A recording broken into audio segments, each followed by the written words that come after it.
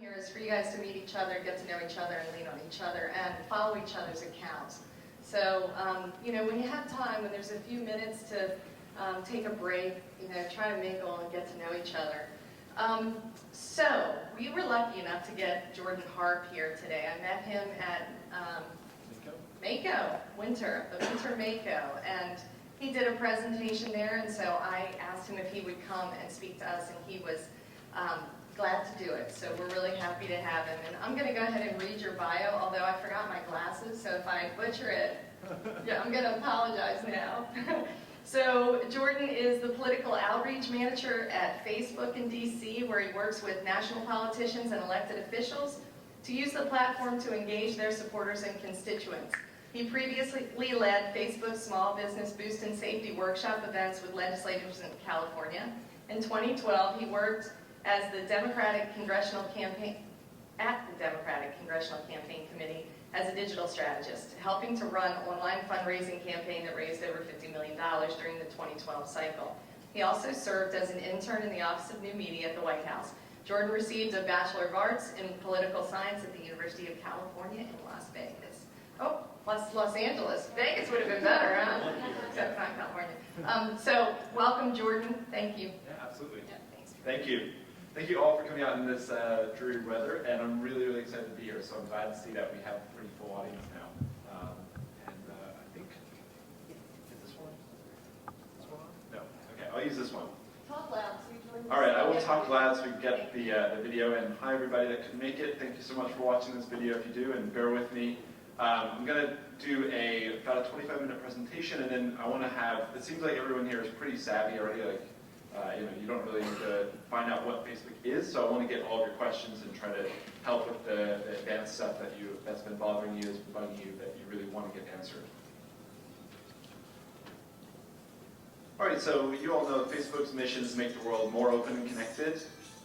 We are really trying to build a platform that allows us to connect with the people and places that matter to them, and a big part of that is government as well. So I think there's a really big opportunity here on social media to not only connect with people, but also connect them with the services that are provided that they might not know about, and also just keep that conversation going so that they, when there is an emergency, that you have this big audience that you can tell what's happening and what to do in this situation. So Facebook has over 180 million active users in the United States.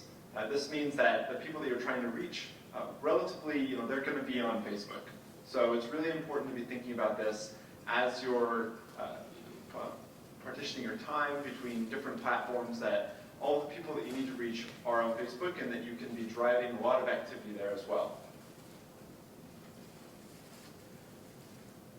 Facebook also has now more active users on mobile than it does on desktop. This doesn't mean that people are leaving desktop. It actually just means that they are using mobile as their primary source throughout the day, and that they're using mobile combined with the activity that they're already using on desktop. So Facebook is really thinking about how we're going to be building our platform going forward in a mobile world, where mobile is so important to how people are getting their information. We see there are a few other media sources that people are accessing when they're walking down the grocery aisle or at the gym or making dinner, but all three of those activities, we see that people are using Facebook on their mobile phones. So it's really a great place to be reaching them throughout the day. So really briefly, just kind of an overview of where media in the United States has been and where it's going. So you can see something really important happened in the 1950s, where television passed radio as the primary source of media that people were accessing. And this continued to climb throughout the years, but until the 1990s, television was the dominant source. In the 1990s, something started to happen, which we saw that digital media became important to people's lives. So this includes things like the internet on their desktop, digital media now on mobile phones, as in 2000 and beyond. So it's really something that it is taking a hold in the way people access their media. And eMarketer, the source that put this data together, found that in 2013 was the first year that digital actually surpassed television as the primary a source of media for people. So a big part of this, you can see here at the bottom, is that mobile now accounts for well over half of the media that people are consuming that as a part of digital. And digital has passed television as that primary source of media. And it also is really important to note that this doesn't mean that it's taking away necessarily from the time people spend listening to radio or watching television. It just means that people are accessing media more throughout their day, from more sources, with more opportunities to be hearing messages and public service announcements that matter to them.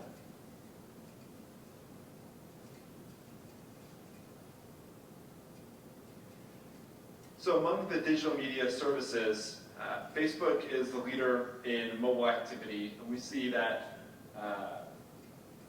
Facebook and Instagram account for more total activity than the other services that you've seen combined.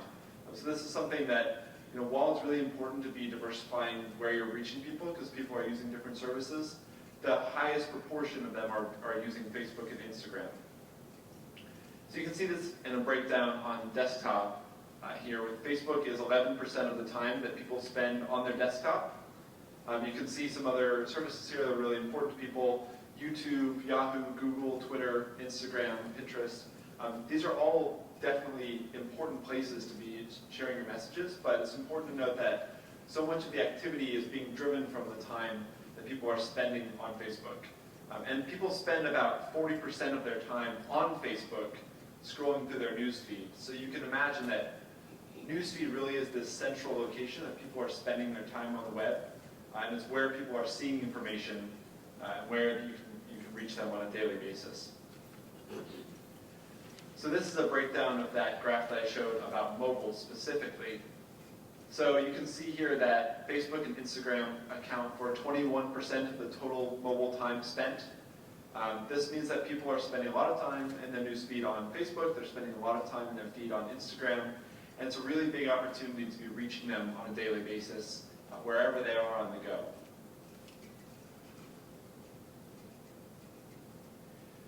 So next I'm going to talk about some of the content and best practices for Facebook pages specifically, because for most of you, that's really where the rubber hits the road, is the content that you're posting to your page.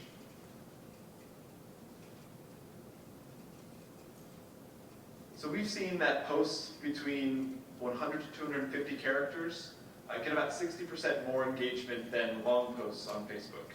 Now, this doesn't mean that you should never post a long text post, but it just means as a general rule on a day-to-day basis, the data shows that people are really looking for succinct messages. And I put all the examples on a mobile phone to really drive home that point that, when you're scrolling through this newsfeed, you don't have time to hit the see more button and read a lot of text.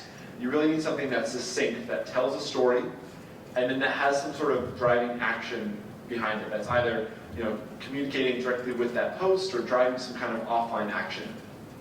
So it's a really great example from the governor's personal or his campaign page, I believe, with the actress from Seinfeld and what's the Veep. Yeah, she's great. I actually in my this is not in my bio, but I got to help work on the House of Cards television show, that film. Really random. I was at UCLA, and there was like this. Anyways, long story short, I helped them kind of write a draft proposal for getting tax credits to come and film in Baltimore. So lots of good stuff happening with that as well. Sorry, that was a really big tangent. Okay. Okay. So next up.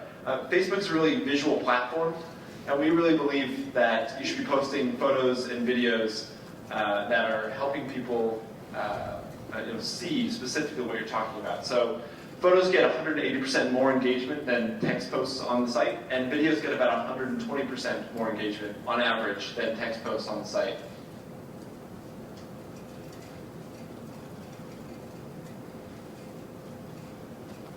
Also, it's really important, like I mentioned, about people spending their time in newsfeed. It's important to think of your page as a source and not a destination, because we see that people find their information on newsfeed much more than they find it on pages. This number is really wide because it depends on the vertical and the industry, but users are 40 to 150 times more likely to see your post in newsfeed than they are on your page. So if you're expecting people to come to your page, then honestly you just need to really reevaluate that, because the vast majority of how people are seeing content on Facebook is by finding it in their newsfeed. This is also true on Instagram. I'm sure I don't have the stats on that, but basically you're really trying to be posting on a regular basis so that when people are going on their newsfeed, there's the chance that they will see your content and not somebody else's. So in order to think about that, it's good to think about having a consistent content posting schedule and developing a schedule that's really useful for the people that are going to be, developing a content schedule that is really useful for your office to kind of know what sort of tasks you need to do at 1 p.m. on X number of days. And we also have a scheduling feature, which I'll talk about in a bit, that will help you prioritize how you're going to do that. We're really excited to be rolling out really soon the new Q&A product for Pages. Particularly for public officials, this is a great way to have a direct connection with constituencies. So basically from this product, you would upload a photo that shows that the principal is sitting behind the computer and ask them for questions about whatever topic it is. Oftentimes we see a lot of earned media coming out of these. We see that people are taking that content and repurposing it as a photo album with the question and the answer and some kind of stat about that particular topic. There's really a lot of great content potential there when you create this Q&A to see what people are interested in talking about and then also to address it right there. So this is really great, especially when you're rolling out some kind of new policy initiative, to have a Q&A with a principal in your office so that people can get the direct answers to the questions that they have. So I talked a bit about Instagram, but this is really driving this point home that we have over 150 million active users on Instagram, and it's growing. And Instagram is a great place to be posting directly from your mobile phone, candid photos and videos of the things that are happening in your community, and giving people a chance to see what's going on. Really, you don't have to have that professional photographer to take great photos on Instagram. Because it's supposed to be this candid mobile photo, it doesn't have to be perfect. It can be something that's really just happening on a daily basis. You're out at an event and you take a picture with your phone. It's supposed to feel authentic and it's supposed to feel personal. So there's really great potential there on Instagram. It's also good to be topical. So we did a study, and posts that mentioned the 4th of July or mentioned Independence Day on the 4th of July got roughly 90% more engagement than posts that, the average post on that day that didn't mention the 4th of July. So whatever it is happening in your community, whether Navy's got a big game, whether there's a holiday is coming up, if there's a way to tie in your message somehow that kind of touches on that, in a way that's within the social media policy of your office. It's a really great way to get a lot more engagement and really be talking about what people are talking about in your community.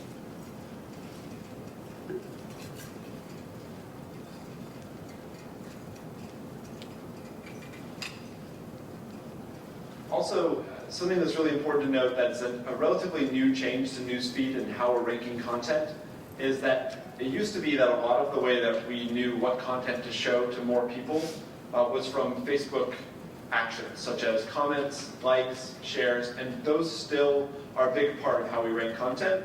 But because people are using Facebook to drive referral traffic as well, we've added the clicks on links as something that is showing us that this is useful and interesting content. So if you're sharing a link onto your Facebook page, there are a lot of ways to optimize how that link looks in the metadata on your website, so that when you're sharing this link, there's a really big, beautiful picture on there, there's a great title, and it's really optimizing for something that people want to click. So it's really about, would you click on this? I mean, is this something that is interesting to you? And if there is something that you see there that maybe there isn't a great photo, maybe there isn't, the title is just the URL or something, you should change that before you post it so that it looks really great on mobile and on desktop. So you can see a great example here. NPR shared a link, and it has a really great image that almost looks like a photo that was shared on Facebook, but any part of this image that you click would go to that link. So it's a really great way to be driving referral traffic to your websites when you have a public service announcement, when you have a new policy initiative. It's a great way to be thinking about rolling those out. And this stat was from a study that we did particularly on media companies, that when they were posting more frequently during the day, that they were seeing an increase in referral traffic. So the amount of posts didn't actually drive down the distribution, it increased it. So a little bit more about Newsfeed and how we rate content. It's really important to think about the fact that everybody, particularly in a market like the United States, where people are really connected and they have lots of friends and they've been using Facebook for a long time, the average person's newsfeed is a relevant selection of over 1,500 potential posts on any given day. So you can imagine trying to sit and read through 1,500 posts. It just wouldn't be practical or useful for a person. So what we've done is we've taken the content that we think is relevant, using our algorithm to show that to people based on the actions they've taken in the past and what kind of content they seem to like to engage with. So you can see here on the left are all the different pages and all the different profiles. And on the right is the newsfeed, which has a more limited inventory of content that can show up.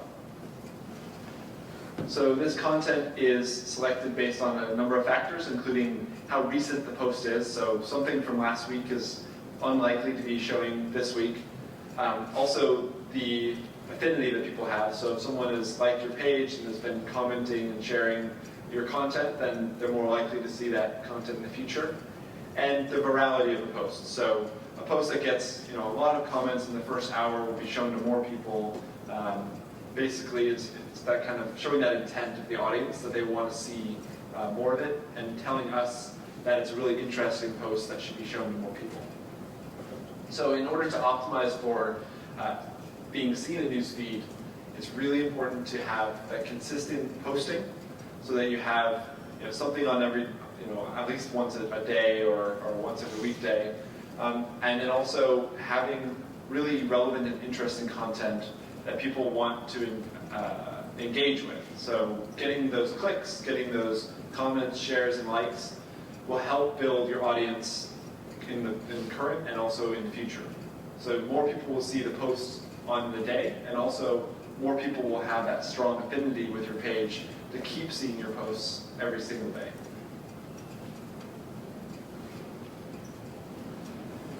I'm going to touch briefly on ads because there were some questions, but I'm happy to go into any particular questions after the presentation. So with Facebook, we are really happy to be able to provide very targeted advertising to audiences. So I'm not sure which agencies are able to have a paid media budget, but if you have public service announcements, if you have something that's a new policy initiative and there's budget there, you're able to target particularly outside of the people who are already fans of your page, the people in your constituency who you want to reach. So whether it's people who are only reaching people who are legally of age to vote in Maryland over 18 because it's only useful to adults, only reaching people who are Medicaid age Medicare age, who are over a certain age, basically having targeted results that will reach the people that you don't already have connected to your page, but who are targets for the kind of policy messages that you have. So this is based on a Nielsen OCR that found that the average online reach for narrowly targeted campaigns on digital platforms is 38% accurate, and that because of all the demographic details that people fill in on their Facebook profiles, we're able to achieve an 89% accuracy on the targeted reach for narrowly targeted campaigns. And for broad targeting, this is 78% accurate for the average online reach and 92% accurate for Facebook reach for broadly targeted campaigns. So this is particularly important, I think, to government entities. If you do have a paid media budget, it's really important because it's taxpayer money that you're only reaching people who are taxpayers in the state of Maryland, which is where Facebook really is a great tool because we can help you reach particularly the people that you're trying to reach and nobody else. So I'm going to talk briefly about a couple of case studies. So a couple of success stories here. There's two different kinds of campaigns I'm going to talk about. The first one is a direct response campaign, and the second one is a brand awareness campaign. So the Navy Federal Credit Union was trying to get conversions to their website, and they were able to see a 25 times higher conversion rate from Facebook to their corporate website than what they had before using Facebook. They had 60,000 new member acquisitions and a 5 times increase in their fan count on Facebook. And Jennifer Sadler, who's a manager of social media for them, said that the campaign resulted in record-breaking numbers for them. New members, refinance loans, and new certificates, and that they're planning to use Facebook in the future.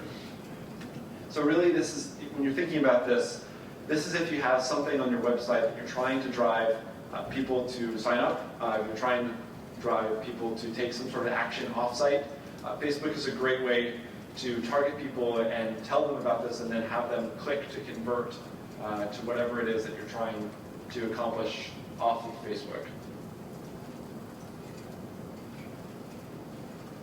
The second is building brand awareness. So the AARP found that 14% of 45 to 64-year-old Americans saw AARP ads in their 14% saw AARP ads in their news feeds by doing basically research off of Facebook by doing polls and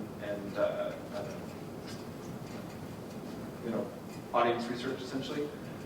They also saw a 29% increase in the desire to learn more about their brand.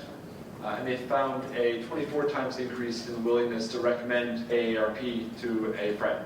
So a lot of what they were doing was driving Facebook actions and building brand awareness on their Facebook page by showing people content that was relevant to them, by getting them to engage with the page, and by expanding the reach of their campaign to people who hadn't liked the AARP page but were possibly interested in their message because they were a targeted audience in that senior range.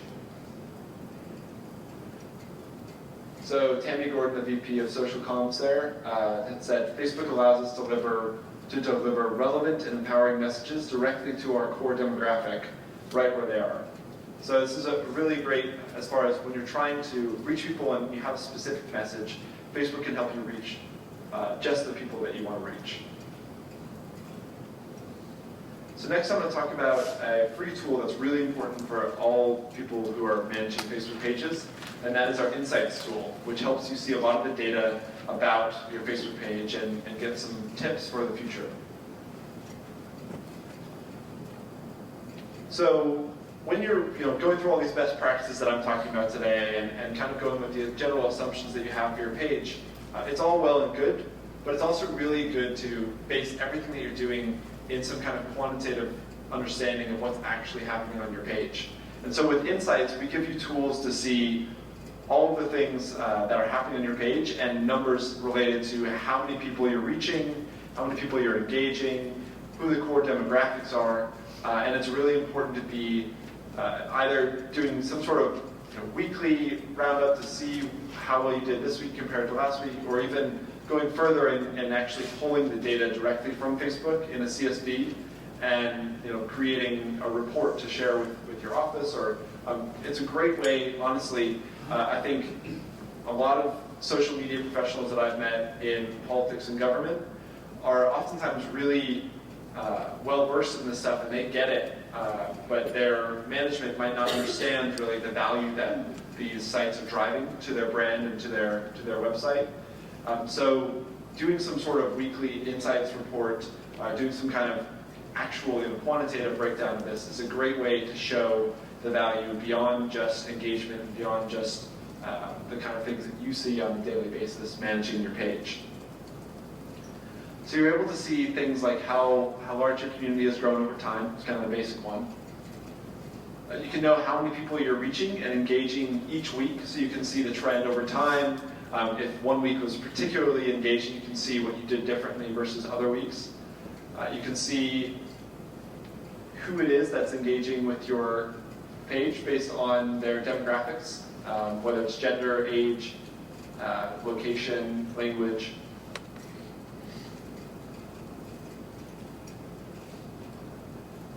You can know what time of day you should post. And this is a really cool option in the new Insights tool, which is that we used to get a lot of questions specifically about what time of day is the best time of day to post on Facebook. And honestly, the answer is that it's different for every single page. A restaurant that sells brunch is going to be a lot more engaged on a Saturday and a Sunday than the IRS, who's probably not going to get a lot. It's sort of whatever it is. If it's something that's open on weekdays, they're not going to get a lot of engagement on the weekends. If something that's open on the weekends, it's not going to get as much on the weekdays. So really, you want to see this for your page individually. What time of day people are accessing Facebook. So you'll see of the fans on this page in particular, at the peak time of the day at 6 p.m., I think this page has 248,000 fans. It's our Facebook Politics and Government page. And there are 101,000 people who are fans of the page who are logged on to Facebook at 6 p.m., and that's the peak time of the day for this page. So you can see that it would be a really bad idea to post at 3 a.m. Right here at this dip. And it might be a good idea to post sometime around 4 p.m. so that you'll get these 2 or 3 hours of the peak prime time of the day when people are most engaged on the site. So this is going to be different for everyone in here's page, hopefully, although relatively the same. The 3 a.m. rule will probably be the same for everybody. But it's important to think about. And then also, I don't actually have a slide, the scheduling tool, but right on the publisher on the page, you're able to schedule posts by picking the date, the time, whether it's in the future. And this is a really great tool if, for instance, your prime time of the day is 7 p.m. And you don't want to have to be at work past the time that you would usually leave, and you don't want to have to be there to post on your Facebook page. You can schedule a post to post at 7 p.m. and still get that prime time of the day without having to actually physically be there.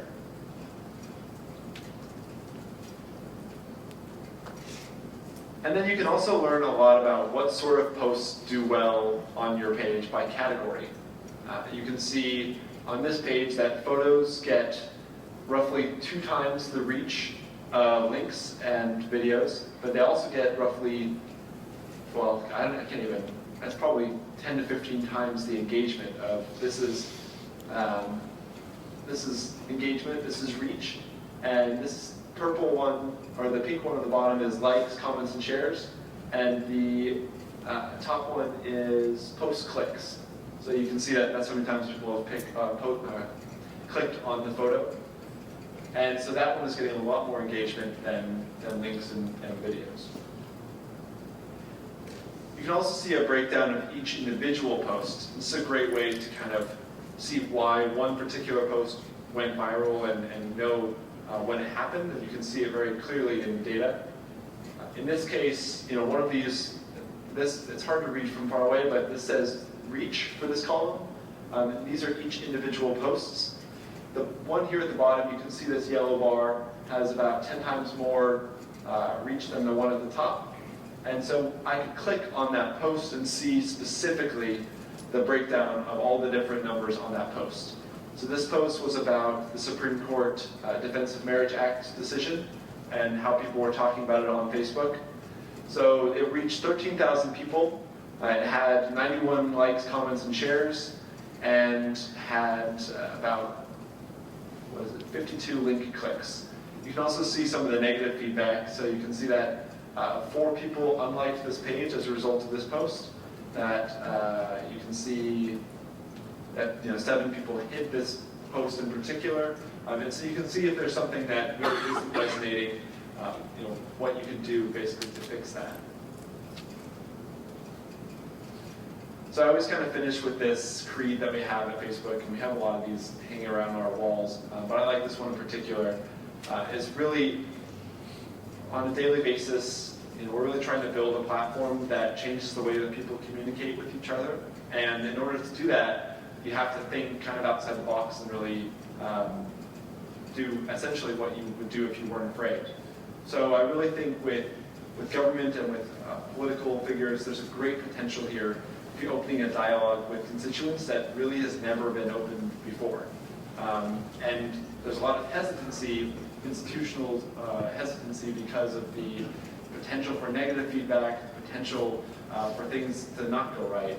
And I really want everybody here who's probably already pretty well sold on social media to think about how they can really be paving these frontiers in the new year and convincing people who haven't really understood it yet what that value is as well. So if that's management, if that's really showing people value from social media, I really think it's important that we are doing what we would do if we weren't afraid, because in order to change this paradigm, we pretty much have to do that. So thank you very much. I'm going to take questions now, and thanks for having me. I'll start. Sure. And don't be shy, you guys, ask questions. I know a lot of us would love to use advertising, but our budgets obviously aren't there and don't allow it. So with the hope that we can go there in the future, we saw from your slide the effectiveness of it, but how about the cost comparison? Right.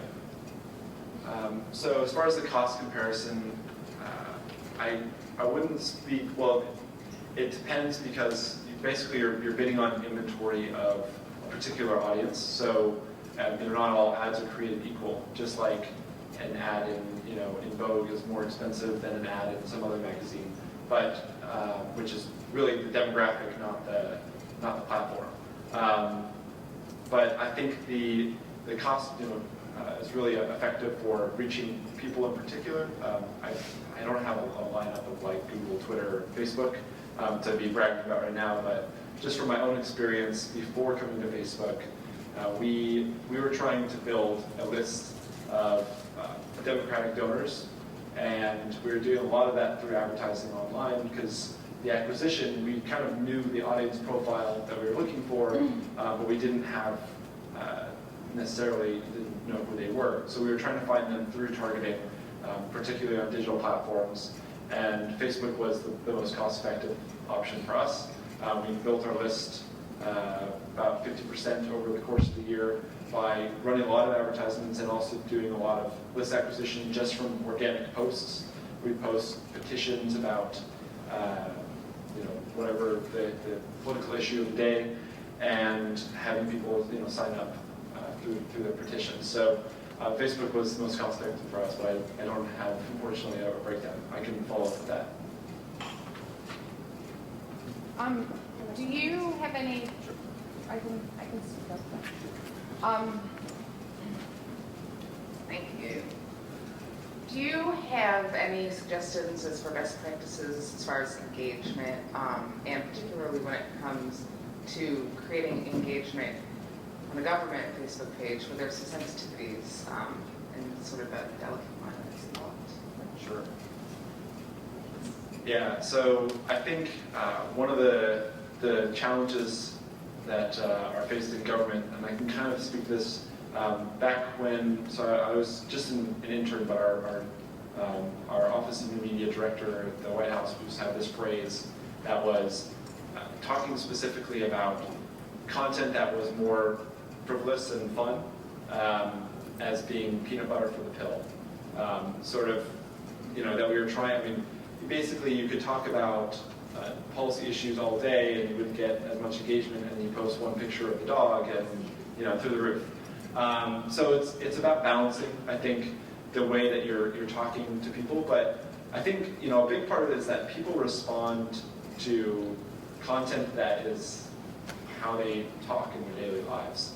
So even the most bureaucratic policy thing, there has to be a way to package it on Facebook in a way that is conversational. It's sort of that dinner table talk. A really great example of kind of like the rubber hits the road government practice. The city of Boston won a award for Best Digital City last year, and I went and met with some of their folks, and they showed me some of the stuff they were working on. And they had a campaign that they drove mostly through social media, which was the hashtag Spot Holes campaign. So it's like spotting potholes. And basically what they're trying to get citizens to do was to report where potholes were on Facebook and on Twitter using that hashtag. And then they would literally take that address or whatever it was, put it into some kind of Excel document, and they would have their team go and fill these potholes. And they were able to, through this campaign, increase, I think what was it? It was really impressive, but they increased the percentage of self-reported potholes to like 200% from the previous year. So I think a lot of it is like, some of the stuff is a boring topic, but you have to be creative in the way that you tell it, and then it's really interesting. They had, combined with that campaign, they had a video that they put together that was relatively low production. I mean, video I know is a big lift for a lot of offices, so I'm not saying that everyone can pull this off, but the video was really charming. It was about this guy who had been working filling potholes for like 40 years in Boston, and how he was like this pothole avenger essentially, and it really was, I mean, it had this creative kind of fun feel about a topic that's relatively boring, but it made it fun, and it got shared a ton, and I think really it's about finding that connection between the peanut butter for the pill, the fun stuff, talking about policy. And the best way to do that, I guess, is a number of things, but having a conversational tone in the text that you write, and having visual content that people want to share. Asking yourself if you would share a photo, or not, and that sort of thing. So, yeah, follow up. Well, yeah, what about, you create a voice on a page and, it becomes familiar, but then it's a fan, and you've got this pleasant voice that you've been working with, It's a great How do point. you, is there, I mean, I don't know. If you Yeah, so the question is, if you have a really pleasant voice that you've been developing on the page, how do you change if there's some kind of crisis, if some kind of emergency, to make sure that you're really addressing it the way that is the right way? I think it's okay. I think you don't have to add emoticons and hashtags to like something that's really terrible that's happening. People get it for sure when especially when it's, I mean, the main kind of emergencies that you deal with, people want the most relevant and like simple information anyways, or they're looking for, I guess, you're probably talking about two different kinds of, could be one crisis or the other. It could be one where it's like a weather event, which is not your fault, or it could be one where it is your fault because your agency screwed up, and that's a bit more of a tricky line to toe. But I think that people are looking for transparency on Facebook. So it's really about having that kind of ability to toe that line between what you can tell as public information and how to tell it in a way that's useful for people. So it's okay, I think, to be serious when it's serious. And Jordan, I see that as, there's almost a comparison to being a parent. They're just different voices that you use under different circumstances, and people, react to that. They don't expect you to be fun in a hurricane. They react to the circumstances pretty well, I think. Right. I actually had a different question, and it has to go back with the advertising. So what is the difference between, you have the advertising, and then you have the paid boosts? Sure. Can you go into more detail on the differences between the two? Definitely. So the question is, what's the difference between advertising and paid boosts on the page? So really the paid boosts on the page are a lighter, easier to access version of advertising. You're still targeting a demographic. You're still putting budget behind a certain post. But the big difference is that when you create an advertisement on the Ads Create tool, is what we call it, you have a lot more ability to create something that's very specific to the audience that you want. So I'll give you an example. The boost on the page, so this is an ad that you can run directly from the page versus an ad that you create tool. The boost on the page has, I believe, either you can advertise to people who are connected to your fans or to demographic profile that's very basic, which is location, gender, age, and language. And those are really useful to narrow down when you're just trying to reach a bunch of people. And it's definitely, I would say it's a product that is for advertising beginners. But on the Ads Create tool, you could get as specific as interests. So if people have listed interests such as home improvement, then a company that sells a home improvement product would probably be better off targeting those people than just the broad demographic targeting. So you could really get very particular on location and, for instance, we have on the thing that exists on the Ads Create tool and in Power Editor that doesn't exist on the page is what we call lookalike audiences. So if you have an email list, that you can upload it to the Power Editor and you can either advertise against the people who are on that list that are matched to Facebook profiles, or you can basically exclude them from your advertisement and have a lookalike audience, which is advertising to people who are fit that similar demographic profile of the people who are already on your email list. So really, the Ads Create tool is just going to have much more depth to what you can do. The Power Editor in particular is really the Ferrari of Facebook advertising.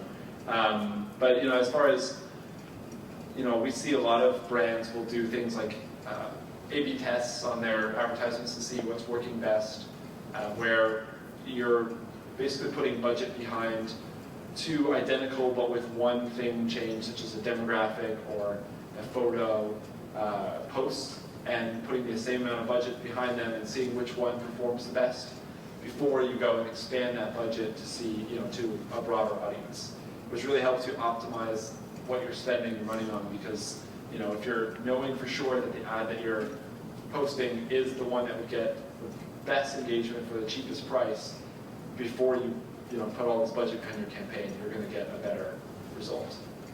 But does that kind of answer it? Or do you have any follow-up? Because that's a lot to unpack there. But. No. Okay. Yes. I've been trying to figure out,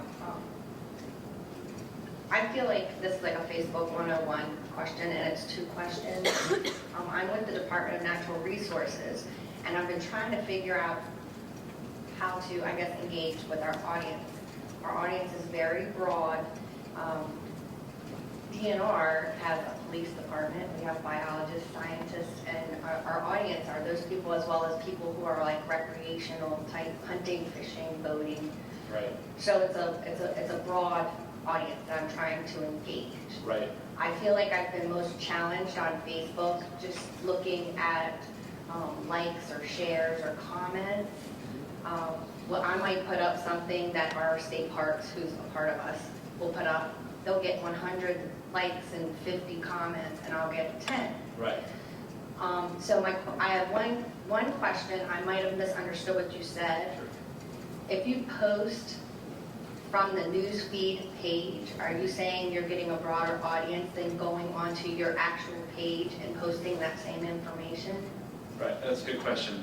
So the question, or the answer would be no, because It doesn't matter. basically you can only post from your page. Okay. If you post on the top of your newsfeed, it'll go to your personal account. Okay. But the post that goes, when you post something to your page, from your page, it will be shared to newsfeed, and it will also exist in chronological order on your page for people to see as well. And people do go to pages. I think sometimes a lot of people kind of think, well, I've posted a bunch of stuff, it's there, if people want to see it, they can do social media with me, and that doesn't work. You have to be consistently posting for people to continue to see what you're posting. So posting from the page will show up in newsfeed. As far as the question of broad targets and a diverse audience is definitely, I'd say, a good problem to have if you're a creative person, because you can think of a lot of different kinds of content that might be useful for them. The hard thing is sort of segmenting it to which particular audience and seeing when they're online, because there really isn't a way to parse that out in the data. But just going off of you know, general age demographics and what people are maybe, I guess, looking at the kind of comments that you get, and what people are looking for, and you know, what they're wanting to be created, and what their questions are about, is probably the best way to kind of see what kind of content you should be posting to them. Well, I've kind of narrowed it down that if we talk about any type of police activity or fire activity, or Right. put like a pretty picture up, Yeah. I mean, environment type thing, Right. that seems to generate the most, I guess, engagement. Right. But we're more than that. Of course. Yeah. And my second question also, it's like Facebook 101, but I work in the communications office. We put out a lot of news. So I'll take the link for our news, I'll put it in the, you know, on the status, Right. and it pulls the photo. And then I'll put something in the messaging. I try to be creative because obviously it puts the headline, Right. but it puts the picture kind of to the side. Right. Do you recommend putting the picture up so it fills that whole area? Right. So there's actually a, and I have to get, we have this on our help section, where when we rolled out these changes to Newsfeed that were featuring links in a more visual way, there are specific recommendations for how you should be uploading the image on the back end of your website so that it shows up when you post in this way. So I believe that, so for instance, there's certain dimensions, like even though you might, so on your website, you might have, you know, the HTML would be something like 500 by 400. The image itself has to have the dimensions of at least like 800 by, you know, 600 or something to show up. I don't remember the specifics, but basically to show up as that big image on Facebook. So there are certain things that you have to make sure that you do on your website when you are uploading the image, you know, that it fits these kind of categories. And then there are ways to optimize the meta tags as well, so that you know, you're making sure that the headline auto-generates when you post it to Facebook. That you want to make sure that it's just a brilliant link, that because like one thing that I found is that it's really, you know, we've built tools so that you could change the headline from like when you upload it on Facebook, you could change it yourself. But then the second generation, if somebody else shares that link, it still has the same metadata from your website, and so it will just do the headline that, you know, that was there on the website. So it's really important to be doing that at the source and not just on Facebook when you upload something. That helps. And the answer to your first question is steal the parks material. Who else? Anybody over here? You want to come in, Anthony? A question about cover photos. Since they're not clickable, do you have any do's and don'ts as far as the elements that are part of that cover photo that will help us as far as messaging? We have a specific thing we're trying to convey to people. What do you recommend we do as far as that's concerned? Right. And also, why aren't they clickable? So they should be clickable. You should be able No, to. you can't embed a link. Why can't we embed links? Oh, that's for a very specific reason, which is so that you can't embed a link. I mean, we really don't want them to be a marketing space. We want them to be a creative space. So a lot of the rules around cover photos are encouraging people to have something that is, you know, interesting, engaging to the audience, but isn't just a, you know, marketing billboard essentially. So there are rules about how much text you can have in there and what sort of text that it can say if it's trying to drive some kind of offline action that would break the policy for cover photos. And they don't hyperlink for that specific reason because we want them to just be basically a creative space on your page. A cover photo, I think, the profile photo will follow all content that you post all over the site. The cover photo, because it exists on the page, probably isn't as important to the day-to-day because, like I said, most content that people see, they're going to see it in Newsfeed anyways, so they're probably not going to see the cover photo as often as they're going to see the profile photo, which is in Newsfeed every day. So I really think cover photo is kind of like I would say a seasonal change. You know, if you have, it's kind of an aesthetic, you get bored of it and you have something new to put up there, great. But I would put a lot more of your focus on creating content that is engaging in the newsfeed, because that's where people are really going to be interacting with you. Jordan, if there's a time limit, let me Oh, know. there's not, Casey, so go if for there's it. a time limit for the next speaker, let me know. Yeah, I mean, we have an hour built in for lunch, so Cool. that's all it's about. You guys aren't hungry, are you? There is a cafe here, just to let you know, so you don't have to leave the building if you don't want to. Who's next? I have a couple of them. Sure. And first one is probably a dumb one, but so what is the difference between total reach and when I post something, if I see that these X number of people saw the post? Is it people are actually clicking on the post, or is it just showing up on their news feed? That's a great question. So the difference is the people who have engaged with the post is the total engagement. Total reach is how many people that basically we track when somebody scrolls past your post in their newsfeed, whether or not they read it specifically, they've been reached. So 13,000 people on that example saw that post in their newsfeed on that particular.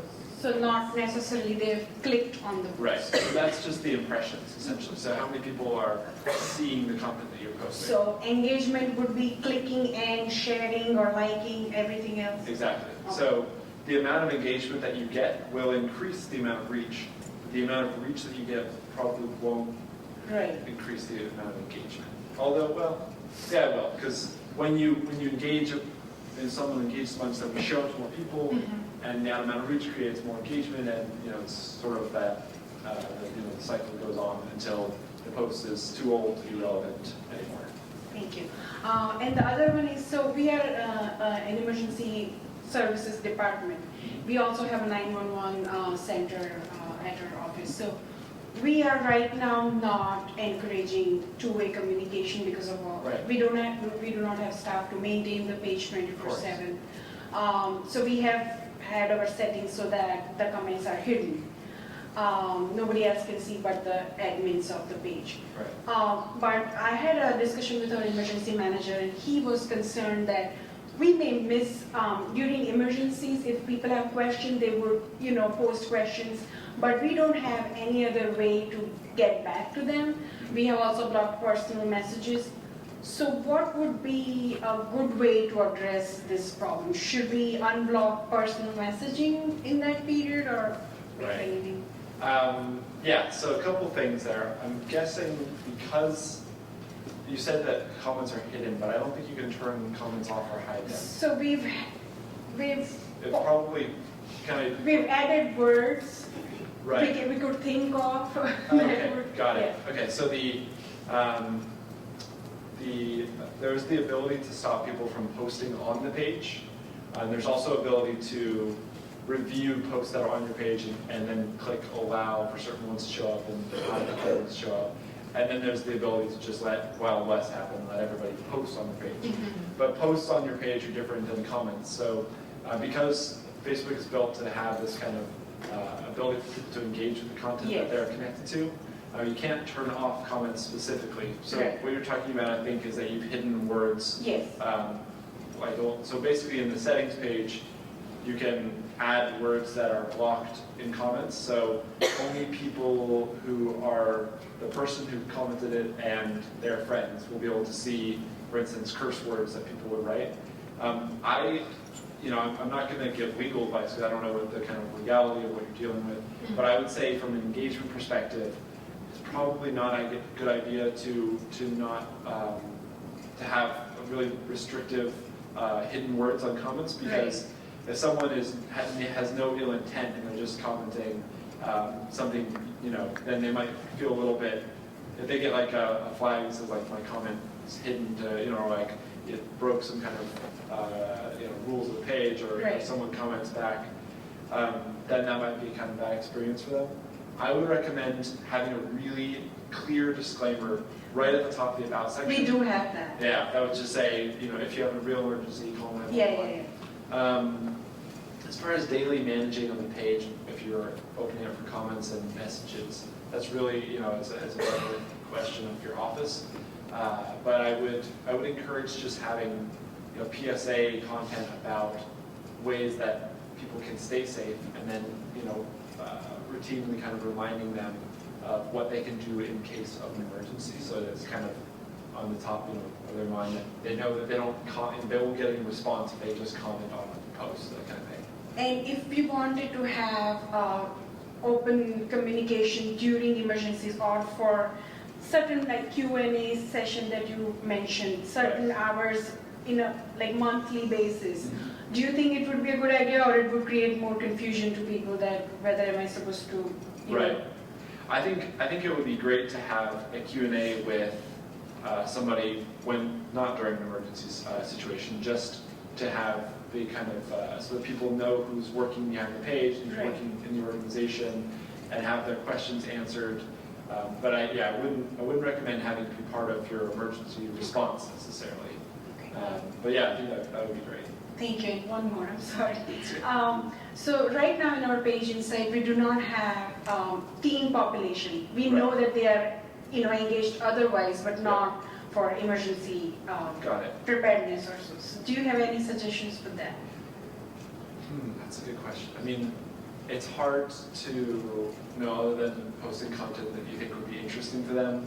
Beyond that, it would probably have to be some kind of paid media option where you're you know, targeting the type of people that you don't have, because it's sort of again a reciprocal thing that if someone is, you know, 45 and they like your content and they're sharing it, then their friends are more likely to be other people who are their age.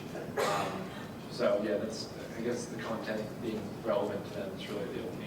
Thank you so much. She's so pleasant, you can't take the mic away. Great questions. Hey, Jordan, thank you for doing this. Question about the scheduled posts. How far into the future can you reach, and can you schedule recurring posts Right. going into the future as well? Yeah, great question. So I don't think that there's a pretty wide limit on how far in the future. I think it's, you know, multiple years. So probably would never actually do that, but you could theoretically post something at least another year in advance. As far as scheduling recurring posts, there isn't a way to do that because we wanted to make it so that you had to actually think about each one and go and do them. And basically because, you know, posts on Facebook that are the exact same post, for instance, if you posted something at 9 a.m. and then again at 12, it would be suppressed. The second one in particular would be suppressed in newsfeed because it just wouldn't be relevant or interesting. So I think the main thing is finding kind of a new spin to it, and you could theoretically post the same thing every week, but I think you can see over time that people just weren't very happy with that. Kind of what I was trying to get at with it. Yeah. What I was trying to get at with it is, like for emergency services, our close ties with, like with the fire services community, you know, if we want to post every quarter, you know, change the batteries in your smoke alarms and stuff like that. Yeah. It'll be a burden off of us with stuff like that, but we also don't certainly want to get in the habit of, you know, 9 a.m., 11 a.m., and 1 p.m. scheduling. You know, hey, it's raining outside. Right. You know, you see it once. That's a really great example. We had batteries out over Christmas when my carbon monoxide alarm was going off. And like I looked at the user manual and it said 4 beeps is carbon monoxide, but you know, so we called the fire truck at like 4 a.m. and it was a whole thing. But that was literally like a day before Christmas. So yeah, I just gone through that with, and it's really important to change the battery. So that's a great example, and I hadn't thought of that one. I think, you know, if it's not too much hassle, it's just got to be, I mean, you could schedule those for the next year, and it could be the same post. I think that's fine. It's really just about like not having that same post every week, because that would start to get, I don't know, to people. Yeah.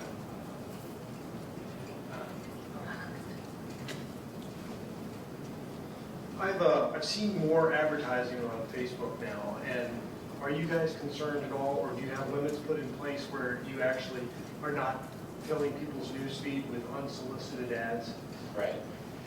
Yeah, so it's a great question, and it's definitely a balance that we are always striving to find. between how to give people relevant, interesting advertising, while also not bombarding them with stuff that they're, it's not targeted well, it's not interesting. So I think I was talking with someone on sales the other day, and he was saying that, and this isn't like a, it's probably kind of changes and is variable for each user, but each user sees about 15 newsfeed ads a week, which is actually relatively small compared to like if you're watching television for half an hour. So I think we are very, we take it seriously that we want to have the user experience stay the kind of the most important aspect, but we also are having more advertisers getting directly to their their targeted audience. So it's definitely a balance we try to reach. Hopefully that's kind of answers it, or more or less. Yeah, I understand. I mean, I figure you guys do, it's all targeted marketing anyways. So Right. It's a very narrow area, but it just seems like I've seen it in my own. More and more. Newsfeed, I've seen more and more. And, Yeah. eventually, you could come to a point where people say, hey, I'll just see that. Right. Well, I think that's a big part of a lot of the kind of products that Facebook's building for people to use on their personal account are encouraging more ways to be engaging with their friends in different ways. A lot of the different kinds of, I think, like for an example, I think the video auto-playing a newsfeed from your friends and stuff is really, it's actually been really cool to me. I thought it kind of, it's kind of neat when you're scrolling down and you see like a 15-second, snowball fight, and it's just playing as you scroll it past. And then things like the feeling and reading and watching, giving people actions, so that the majority of the content people are posting is that personal friend connections, and then it's mixed in with the relevant stuff that people are connected to. So the pages that they like, the movies, the celebrities, the government agencies and politicians, and really finding a balance so that it is mostly friends with also stuff that you care about. Hi, I just wanted to follow up. Well, actually, I have two questions. I wanted to follow up on the scheduling questions, because usually I schedule my posts using another app. I haven't used actually Facebook to schedule. Yeah. But once you schedule, can you change it? You can see it and change it, because I paid a change the battery and smoke detector message to come up in the middle of a hurricane when I'm sending out other messages. Absolutely, that's a really great question. So this is something that that I usually say when I talk about scheduling, because it's a great point. If there, for instance, you have a happy birthday message during a crisis, that's not a good idea. So basically, when you are at the top of your page as the admin of the page, only the admin can see something called the activity log, or the activity log. And it's right where you would go to click to like the page if you weren't already a fan. And so you click on that activity log. At the top of the page, it will show you the scheduled content in the future, and then as you go down, it'll show you all the chronological actions that you've taken in the past. So basically, you can't edit the post, because we want, again, I think it's just that we want every time that you schedule something or post something to be original, you'd have to delete that post and then reschedule a similar post. We want that feature. Oh, that's on every single page, yeah. No, I mean, we want to be able to edit the. Yeah. So just to make a point, that would be really nice. Okay, good to know. My other question I actually can ask you offline, but in general, when I post links to Facebook that goes to our website, particularly if it's a flyer or if it's another content that's on a third-party site, it won't let me link to it from Facebook. It tells me that it's an illegal link or it's spam or something. I can't change it, and I've reported it several times. Said, no, this is actually our website. Can you let me post my flyer? Okay. So I'm not sure what else to do at this point in terms of getting my third-party content. Got it. Yeah, let's talk offline, because that sounds like some kind of bug or something. Yeah. Yeah. Okay, I can say one more thing. I said this to you privately at Mako, but I'm going to say it out loud just to make it a little more, desperate. When Casey and I were doing Hurricane Sandy, Twitter gave us $2,500 of free advertising for an emergency, and we think Facebook should do the same. No comment. Duly noted. Yeah, I mean, I think, we're really focused on building out all kinds of options for disaster awareness and preparation, and I'll let you know when anything changes. That's all I can ask. The second thing is, a lot of you guys are going to hear, in the coming year from me, the use of social media for internal communications. Instead of, we've done really well, establishing content, different programs for external communication. We've come really far, I think, since I've been involved with the state in getting leadership buy-in. A lot more, they're coming around. The dinosaurs are moving towards our century, which is nice. So I really want to start to, encourage internal communication using social media. So can you just do Sure. finish up with a quick? Yeah, it's a great question. It's something that at Facebook we use a lot for our internal communications is the groups product, which, obviously I haven't implemented it myself in government agencies, so I'm not sure what you do, or I can't point to examples, but it's really useful for us. And we have all the groups that you're in the Facebook internal groups are because you're in the Facebook network with your email address. And so, basically, unless you're in that network, in fact, I've left Facebook before, and I could no longer see anything that I've done in those groups because it's Facebook only, essentially.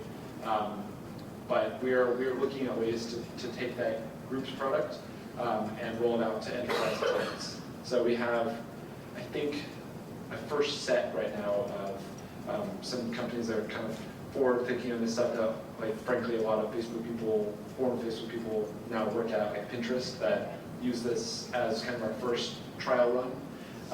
But having it closed, like a secret group that you can only see content in if you're invited by an admin, is a great way to kind of communicate something. So you can imagine a newsfeed essentially that is only people who are in this group, and I get a notification on my Facebook profile every time there is a new post in an internal group that I'm a part of. And it's a great way to have a kind of light version of email where we have this kind of cross collaboration. Somebody has shared, a link about said topic, and this person comment. They're like, who can we get that will help this? And someone tags so-and-so, and then they're like, oh, I've got the answer. Here's the statement we put out, and copy and paste, and boom, It's a great way to kind of quickly source information. And I think that would be something to look out for. Sure, I had something else, but that's all I got for you right now. All right, thank you so much for coming. We really appreciate it. Absolutely. I thank you all for coming out in this dreary weather.